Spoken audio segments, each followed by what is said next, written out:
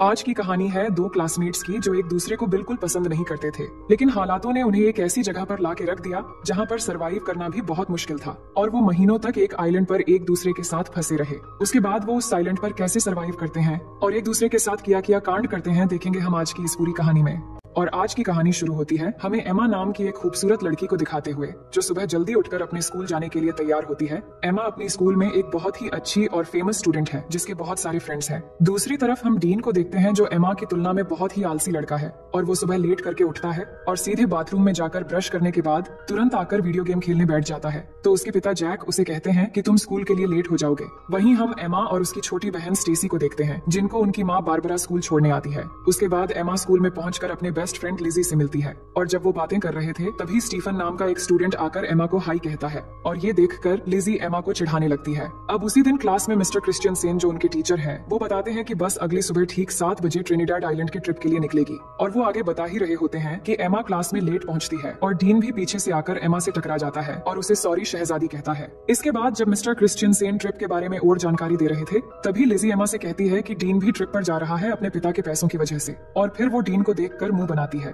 अब लंच के समय लिजी अपने दोस्तों को एमा और स्टीफन के बीच सुबह जो हुआ वो बताती है और कहती है कि ट्रिप में जाकर हमारे पास 1 हफ्ता होगा अपना जादू चलाकर एमा को स्टीफन के साथ एक्शन कराने के लिए, पर एमा कहती है कि हमें ये सब छोड़कर ट्रिप पर ध्यान देना चाहिए। अब सभी जब बातें कर रहे थे तभी एमा की नजर डीन पर पड़ती है जो चाकू से सेब काट रहा था। अब थोड़ी देर में मिस कोलियर जो एक टीचर है वो डीन के पास आकर उसे स्कूल में चाकू लेकर आने के लिए डांटती है और फिर उसे प्रिंसिपल के ऑफिस में ले जाती है। फिर लिजी अपने दोस्तों से कहती है कि एमा को डीन जैसे लड़कों के साथ नहीं रहना चाहिए जब स्कूल का एक हॉट लड़का एमा को पसंद करता है। अब अगले दिन सुबह एमा तैयार होती है ट्रिप के लिए और अपने माँ बारबरा और पिता फिल को थैंक यू कहती है उसे ट्रिप पर जाने देने के लिए। दूसरी तरफ डीन ट्रिप पर नहीं जाना चाहता तो उसके पिता जैक उसे कहते हैं कि उसके स्कूल के नियम को तोड़ने के बाद भी उन्होंने कितनी मेहनत की उसे ट्रिप पर जगह दिलाने के लिए, जिसके बाद वो जाने के लिए मान जाता है। अब आगे हम देखते हैं कि मिस्टर क्रिश्चियन सेन सबको बस में चढ़ने के लिए कहते हैं। अब बस में चढ़ते वक्त स्टीफन एमा से पूछता है कि कैसी हो एमा, जिससे लिजी एमा को फिर से चिढ़ाती है पर एमा उस पर ध्यान नहीं देती। अब कुछ समय के अंदर वो ट्रिनिडाड आइलैंड पहुंच जाते हैं और बस से उतरते समय मिस कोलियर सबसे कहती है कि सब कुछ देर पूल में एंजॉय कर सकते हैं पर डिनर से पहले सबको आ जाना है और अगले दिन से प्रोग्राम शुरू करेंगे।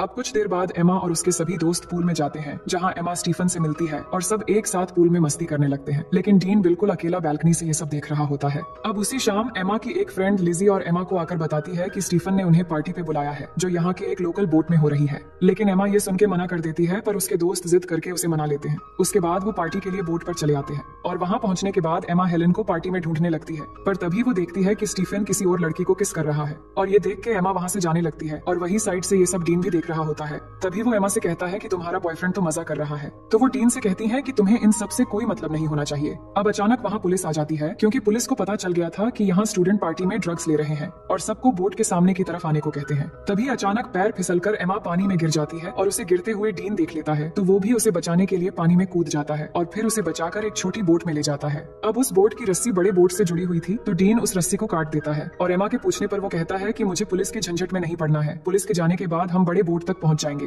लेकिन थोड़ी ही समय के अंदर वो बोट उनसे काफी दूर चला जाता है और तभी वहाँ पर तूफान शुरू होने वाला होता है, लेकिन डीन देखता है कि इसमें तो मोटर ही नहीं है। तभी उनके सामने से अचानक एक बड़ी सी लहर आती है और दोनों कस के बोट को पकड़ लेते हैं। इसके बाद सुबह हो जाती है और दोनों लहरों की वजह से बोट के साथ अरेबियन सागर में पहुंच गए थे। डीन का फोन भीग चुका था तो वो एमा को उसका फोन देने को कहता है, पर एमा के फोन में नेटवर्क नहीं आ रहा था। फिर एमा डीन से कहती है कि हमें पार्टी बोट का पीछा करना चाहिए था, तो डीन कहता है कि चिंता मत करो, कोई ना कोई हमें लेने आ जाएगा। वो बात ही कर रहे थे तभी अचानक एमा को थोड़ी दूरी पर एक आइलैंड नजर आती है, जिसके बाद डीन बोट को उस आइलैंड की तरफ ले जाने लगता है और बहुत मुश्किलों के बाद दोनों उस आइलैंड पर पहुंच जाते हैं और वहां पहुंच के एमा फिर से फोन के नेटवर्क को देखती है पर वहां भी कोई नेटवर्क नहीं मिलता। फिर डीन को उस बोट पे एक फ्लेयर गन मिलती है तो वो उसे ले लेता है और फिर दोनों आगे बढ़ने लगते हैं इस उम्मीद में कि आगे जाने पर उन्हें कोई मदद मिल जाएगा। दूसरी तरफ होटल में पिछले रात की पार्टी की वजह से मिस्टर क्रिश्चियन सेन ट्रिप को कैंसिल कर देते हैं। तभी लिजी मिस कोलियर से कहती है कि एमा होटल वापस नहीं आई है और उसे लगा कि शायद एमा कल रात किसी और के साथ थी, इसलिए उसने किसी को नहीं बताया, और वो बताती है कि उसने एमा को आखिरी बार पार्टी बोट पर देखा था।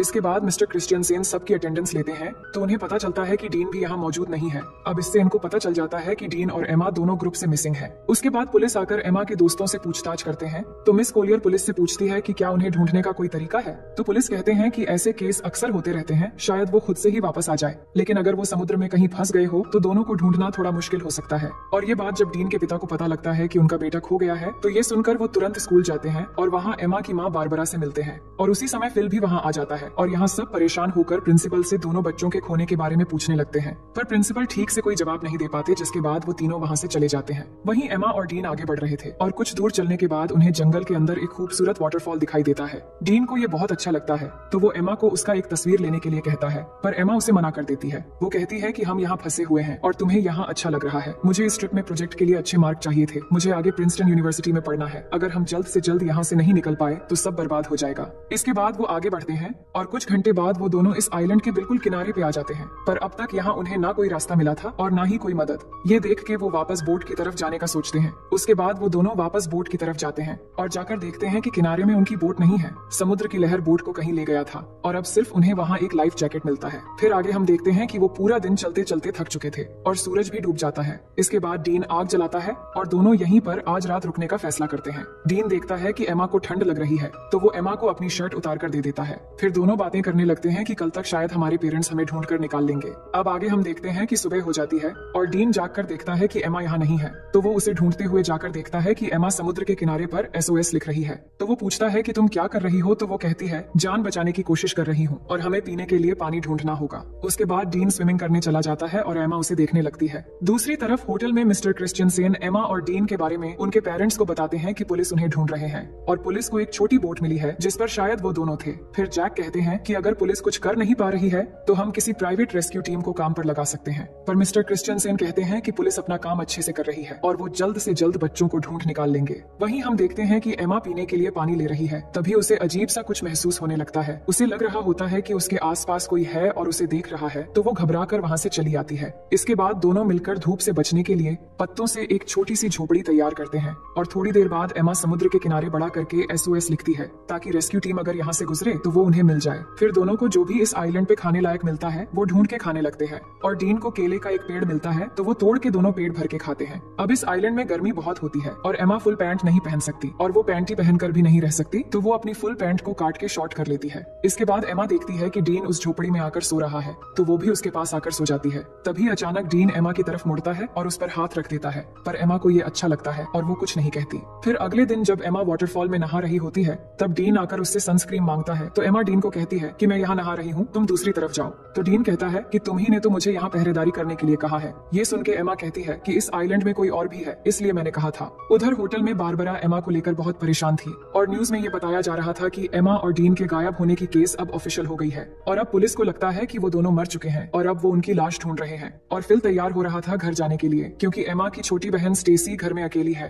पर बारबरा अभी भी घबराई हुई है। तो फिल बारबरा से कहता है कि एमा मिल जाएगी और ये कह के वो उसे गले लगा लेता है। जिसके बाद अगले दिन जैक बारबरा के साथ हेलीकॉप्टर लेकर एमा और डीन को ढूंढने निकल पड़ता है और वही आइलैंड में थोड़ी देर के बाद रात होने वाली है और एमा डीन को बता रही होती है कि वो अपने परिवार को बहुत याद कर रही है। तभी डीन को वहाँ पर किसी इंसान की खोपड़ी मिलती है तो एमा उसे देखकर बहुत डर जाती है और कहती है कि ये भी हमारी तरह शायद यहाँ फंस गया होगा और इसकी ये हालत हो गई और अब हमारी हालत भी शायद इसी के जैसा हो जाएगा। पर डीन उसे कहता है कि ये शायद कोई मछुआरा या फिर कोई स्मगलर होगा जो यहाँ आकर मर गया था, लेकिन हमारे पीछे हमारे पेरेंट्स हैं और हम यहाँ अकेले नहीं हैं। और उसे विश्वास दिलाता है कि अगर हम एक दूसरे के साथ ऐसे ही देते रहेंगे तो हम यहाँ कभी नहीं मरेंगे और एक दिन हम जरूर घर वापस जाएंगे। और ये कहने के बाद वो एमा को किस करने लगता है। एमा पहली बार किसी को किस कर रही थी और उसे अच्छा भी लग रहा था और अब रात भी हो गई थी। फिर क्या होना था, डीन सारी हदें तोड़ देता है और आइलैंड में एक तूफान आता है और इस तूफान को एमा पहली बार एंजॉय करके बहुत खुश थी। फिर सुबह होने के बाद एमा जागकर देखती है कि डीन यहाँ नहीं है तो वो डीन को पुकारने लगती है, पर वो उसे नहीं मिल रहा था। तो एमा बहुत घबरा जाती है और उसे ढूंढने के लिए जंगल में चली जाती है और थोड़ी दूर आगे जाकर वो देखती है कि डीन एक गड्ढा खोद रहा है। तो एमा को समझ नहीं आ रहा था कि डीन ये क्यों कर रहा है।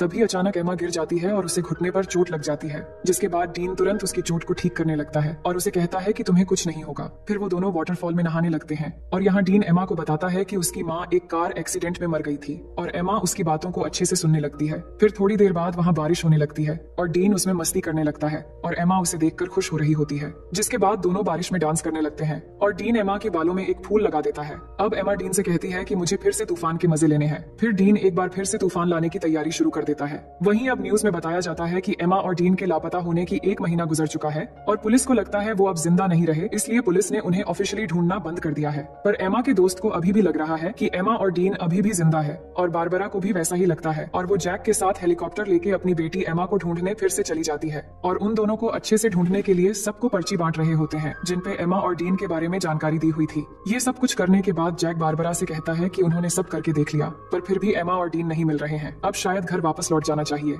ये सुनकर बारबरा उदास हो जाती है और घर चली जाती है। दूसरी तरफ डीन एमा को हरी रोशनी के बारे में बता रहा होता है जिसके बारे में उसकी माँ ने उसे बताया था और वो बताता है कि वो रोशनी सूरज के डूबते समय दिखती है पर डीन ने उस रोशनी को आज तक कभी नहीं देखा है। अब यहाँ उन्हें कुछ और हफ्ते बीत जाते हैं और दोनों आइलैंड के खूबसूरत एनवायरनमेंट के मजे लेने लगते हैं। वो समुद्र में नहाते हैं और बहुत मजे करते हैं और ऐसे ही वो एक दूसरे के बहुत करीब आ जाते हैं और जब भी उनका मन करता है तो वो तूफान और भूकंप के मजे लेते रहते थे। अब ये सब कुछ होने के बाद एमा डीन से पूछती है कि तुमने पहली बार कैसे किया था और वो कौन थी? तो डीन बताता है कि जब मैं स्कूल में था तब मेरा एक दोस्त थी जो मुझसे उम्र में बड़ी थी। अब डीन जानता था कि एमा की ये सब कुछ पहली बार थी तो वो पूछता है तुम्हें कैसा लगा? तो वो बताती है कि अच्छा था लेकिन तूफान की वजह से गलत जगहों पर रेत चली गई। इसके बाद एमा कहती है कि मुझे और एक्सपीरियंस करनी है तो डीन कहता है कि ठीक है। अब आगे हम देखते हैं कि दोनों जंगल में जाते हैं कुछ फल लाने के लिए और डीन थोड़ी आगे जाकर फल तोड़ने लगता है। तभी अचानक उन्हें एक प्लेन की आवाज सुनाई देती है तो दोनों खुली जगह की तरफ भागने लगते हैं और डीन जल्दी से आकर उस प्लेन को सिग्नल देने के लिए एमा की बैग में फ्लेयर गन ढूंढने लगता है पर उसे वो नहीं मिलती।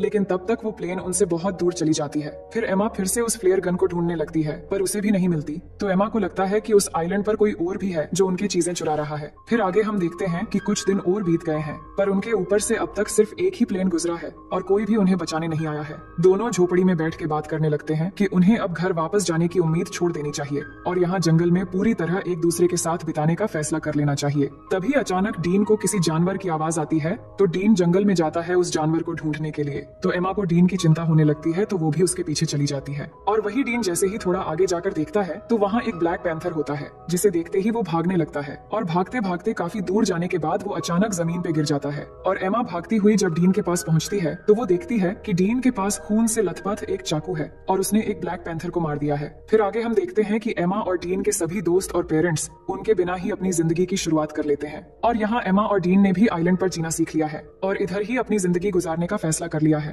क्योंकि उन्हें जो उम्मीद थी कि उन्हें कोई बचाने आएगा वो भी अब खत्म हो चुकी थी। उन्होंने शिकार करना भी सीख लिया है और यहाँ पर झोपड़ी बनाकर रहते हैं और सभी उम्मीदें छोड़कर खुशी से एक दूसरे के साथ देते हुए दिन गुजारने लगते हैं। फिर एक दिन एमा उल्टियां करने लगती है तो डीन ये देखकर उसे पूछता है कि क्या तुम प्रेग्नेंट हो? तो एमा कहती है कि नहीं, उल्टियां बस ऐसे ही हो गई हैं। इसके बाद एमा अच्छा महसूस करने के लिए डीन के साथ लेट जाती है पर जब वो दोनों बात कर रहे होते हैं तभी एमा की खोई हुई चीजें ऊपर से गिरने लगती है और जब वो दोनों ऊपर देखते हैं तो वहाँ पेड़ पर एक बंदर होता है जो उनके सामान फेंक रहा होता है और वो देखते हैं कि बंदर के हाथ में वो फ्लेयर गन भी है जो डीन को उस दिन नहीं मिला था। तो उस बंदर को एमा एक केला दिखाती है तो वो गन नीचे फेंक देता है जिसके बाद उन्हें ऊपर से एक हेलीकॉप्टर की आवाज आती है तो वो भागते हुए खुली जगह पर आते हैं और एमा गन लोड करके फायर करती है तो वो हेलीकॉप्टर वाले उन्हें देख लेते हैं जिसके बाद वहाँ से उन्हें रेस्क्यू कर लिया जाता है और अब फाइनली दोनों 3 महीने के बाद वापस आ जाते हैं और एयरपोर्ट पे एमा और डीन के दोस्त और पेरेंट्स उनसे मिलकर बहुत खुश हो जाते हैं जिसके बाद दोनों के पेरेंट्स उन्हें अपने अपने घर लेकर चले जाते हैं। अब घर आने के बाद डीन उसी रात को एमा से मिलने जाता है और वो बात करते हैं कि घर वापस आकर कितना अजीब लग रहा है और यहाँ डीन एमा को किस करने वाला होता है पर एमा नहीं करती और कहती है कि हर 10 मिनट में उसके पेरेंट्स उससे मिलने आ रहे हैं, अब शायद तुम्हें यहाँ से चले जाना चाहिए और कहती है कि हमारे आने की खुशी में मेरे पेरेंट्स ने एक पार्टी रखी है तो तुम्हें भी आना है। फिर अगले दिन पार्टी पे सब जमा होते हैं और एमा के पेरेंट्स सबको कुछ कहने लगते हैं उनके बच्चों के वापस आने पे। इसके बाद स्टेसी डीन से पूछती है कि तुम सबके साथ क्यों नहीं हो? तो डीन कहता है कि मुझे सबसे घुलना मिलना अच्छा नहीं लगता। इसके बाद डीन एमा को उसके साथ आने के लिए इशारा करता है पर एमा नहीं आती और उसे अनदेखा कर देती है और ये देखकर डीन पार्टी से चला जाता है। इसके बाद सभी चीजें पहले की तरह हो जाती हैं और एमा आइलैंड से वापस आने पर वो बहुत फेमस हो जाती है पर डीन अभी भी अकेला ही रहता है और जब भी एमा और डीन एक दूसरे के पास से गुजरते हैं तो वो बस एक दूसरे की तरफ ही देखते हैं। फिर कुछ दिन बाद एमा डीन को कॉल करती है पर डीन कॉल नहीं उठाता। उसके बाद हम देखते हैं कि एमा के रूम में स्टेसी जाती है और उसे कहती है कि तुम्हारे लापता हो जाने के बाद हमने तुम्हें बहुत मिस किया और मॉम डैड भी बहुत परेशान थे। हमने तो सोच लिया था कि शायद हमने तुम्हें बिल्कुल खो दिया है लेकिन आज हम सब अच्छे से एक साथ हैं और बहुत खुश है। फिर एमा स्टेसी से कहती है कि तुम मेरी बहुत अच्छी बहन हो और फिर वो दोनों एक साथ प्रॉम पार्टी में जाने का डिसाइड करते हैं। दूसरी ओर हम डीन को देखते हैं जो अपनी माँ के कब्र पर जाता है और अपनी माँ को मिस करते हुए बहुत रोता है। अब प्रॉम पार्टी की रात डीन टीवी देख रहा होता है तो उसके पिता उसे पूछते हैं कि क्या पार्टी में तुम मेरे कोट पहनकर जाना चाहोगे। दूसरी तरफ एमा पार्टी में अपनी बहन के साथ पहुंच गई थी जिसके बाद लिजी उसके पास आती है और एमा को एक सरप्राइज देने के लिए आगे ले जाने लगती है और तभी एमा देखती है कि बाहर बारिश में डीन कोट पहन के खड़ा है और एमा का इंतजार कर रहा है। ये देखकर एमा आइलैंड की वो सब कुछ याद करने लगती है। इसके बाद पार्टी से बाहर आकर एमा डीन के पास जाती है और यहाँ दोनों बहुत खुश होते हैं और किस करने लगते हैं और इसी सीन के साथ ये कहानी यहीं पर खत्म हो जाती है।